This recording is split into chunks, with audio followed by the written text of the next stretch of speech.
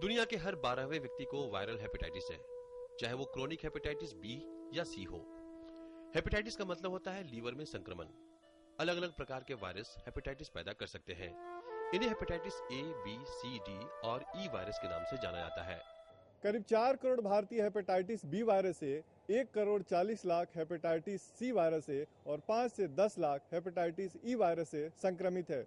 जाहिर है हेपेटाइटिस का रोग महामारी जैसा खतरा बनकर सामने खड़ा है।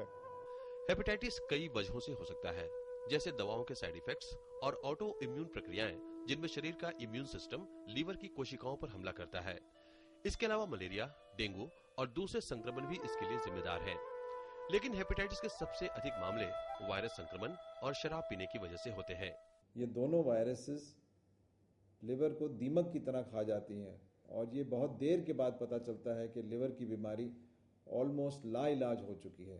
हेपेटाइटिस बी मां से बच्चे को जन्म के दौरान भी हो सकता है, या फिर खून चढ़ाने, इस्तेमाल की गई सुई के प्रयोग, रेजर और दूसरे के टूथब्रश का इस्तेमाल करने, असुरक्षित यौन संबंध, टैटू बनवाने, नाक कान छिदवाने से भी यह वायरस फैल सकता है। हेपेटाइटिस के कई मामलों में लक्षण प्रकट नहीं होते, इससे खतरा और भी बढ़ जाता है।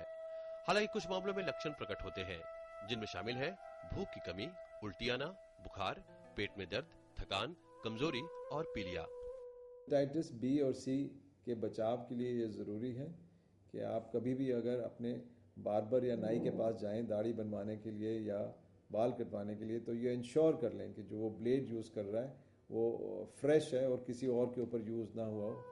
हेपेटाइटिस से बचाव और इसका इलाज संभव है, बशर्ते कि लोग जागरूक रहें।